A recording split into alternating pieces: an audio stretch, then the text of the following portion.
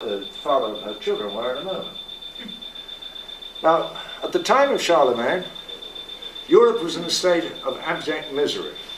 Life was short and brutal.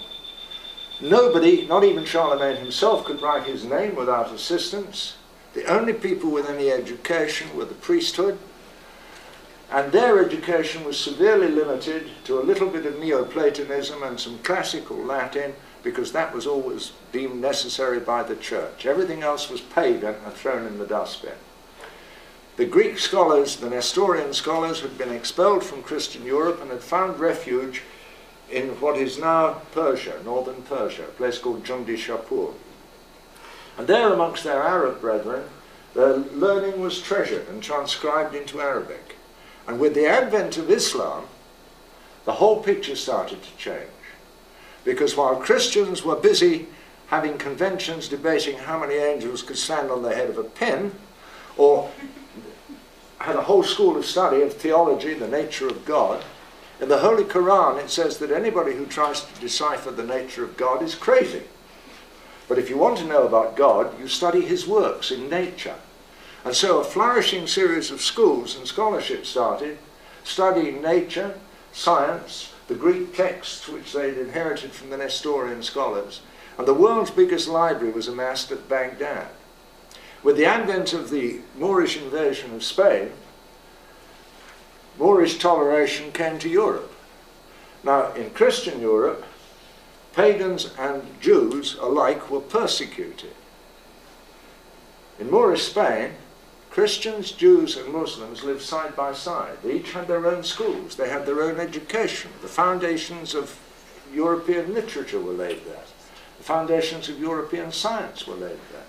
There was a university at Cordoba in the 9th century, which later became the role model for the University of Paris, and later in its turn through Paris, the precursor of Oxford and Cambridge. And it was from Spain that knowledge of the Greek classics started to seep back into Northern Europe. The Greek classics were translated not from Greek but from Arabic, and not by Christian scholars, but by the most multilingual group of people in Spain, namely the Jews.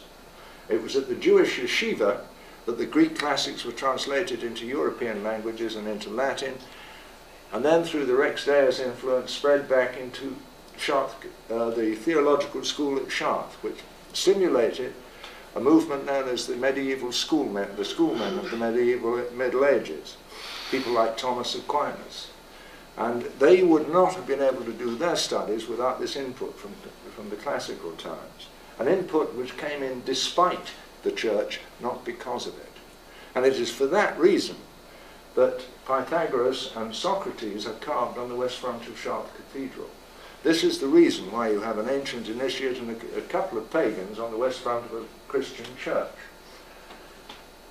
And in Moorish Spain, we not only had glorious architecture such as this at the Alhambra, but we had scientific studies. They produced this instrument. It's called an astrolabe.